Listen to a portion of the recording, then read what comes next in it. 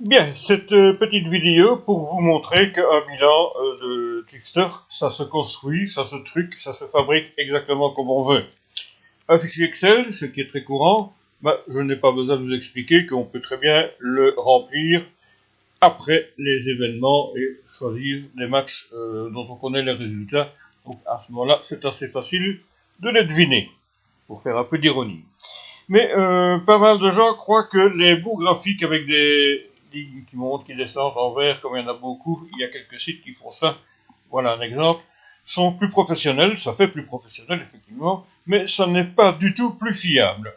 Voilà, ici j'ai fait un petit exercice, j'ai joué des matchs de Ligue 1 avec toute victoire à domicile. Je vous explique que j'avais commencé ignorant qu'on pouvait truquer ces bilans. J'avais commencé en février, avec là ce sont des vrais paris, et donc je les ai laissés pour vous montrer un petit peu pourquoi j'ai arrêté aussi. Donc là je pourrais le modifier tout aussi bien, mais si j'avais modifié avec autant de retard, vous aurez pu dire que j'avais profité d'un bug passager du site. Non, nous allons retourner à à septembre 2021, donc là c'est très récent. Et donc nous allons voir que j'ai encodé tous ces matchs le 22, soit avant la rencontre évidemment, et nous allons voir ce que nous pouvons faire. Prenons le premier, Marseille qui balance. Eh bien, bon, c'est bien maintenant que Lens a gagné par 2 buts à 3. Nous allons modifier le pari. Modifier, il n'y a rien de plus simple. Nous allons mettre que Lens bat Marseille.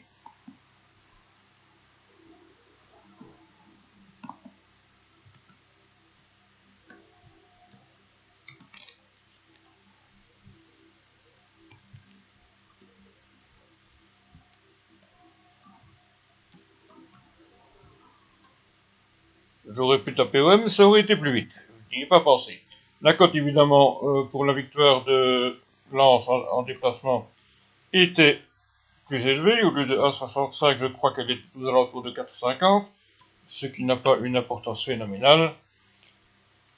Évidemment, à ce moment-là, le pari plutôt, n'est pas perdu mais gagné. Je change ici. Et voilà. Modifier pari. Et vous allez voir tout de suite que ma progression, mon return, mon ROI sont tout à fait en hausse. Le match est gagné et la date du 22 est restée. Donc c'est invisible pour l'internaute qui visionne mon bilan de savoir que je l'ai truqué. 3 bas Angers, on sait que c'était match nul.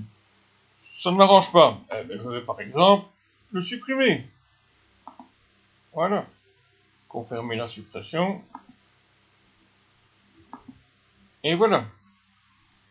Et ma progression de 18% passe à 25, mon ROI passe à 16,30, et ainsi de suite. On peut faire d'autres choses. Par exemple, en match gagné, le PSG, j'avais fictivement misé 100 € à une cote de 1,18, et bien nous allons modifier tout ça. Nous allons faire passer la cote à 25, je vais dire, on peut supposer que personne n'ira vérifier, ou que j'ai eu une meilleure cote parce que j'ai joué à un bon moment, ce qui augmentera ma crédibilité, et je vais dire que j'étais sûr de moi, et au lieu de 100 €, j'en ai misé 500. Évidemment, là, l'état gagné reste, je ne dois pas le modifier, et nous voyons que, de nouveau, je monte de plus en plus dans mes bons résultats. Ouais, PSG bat Montpellier, 1,25, code 500, et ainsi de suite. Donc voilà, tout ça pour vous montrer que les bilans, c'est très bien, mais il faut s'en méfier. Beaucoup de tipsters ne sont pas du tout honnêtes dans ce qu'ils font. Et le mieux est de faire une période d'essai avec ce tipster en jouant fictivement, donc à blanc, des milliers de zéros, pour voir s'il est vraiment en bonus ou pas. Évidemment, il faut le faire sur une période suffisamment valable, suffisamment longue pour que la statistique soit valable, soit crédible, parce que tout le monde, même les gens les plus honnêtes et les meilleurs, peuvent avoir une semaine, voire 2 semaines d'affilée de mauvais résultats. Ça arrive à tout le monde. Voilà, c'était surtout pour vous dire de vous méfier des bilans tape à l'œil, parce que très souvent, ils ne sont pas du tout fabriqués de manière honnête. À bientôt pour d'autres vidéos.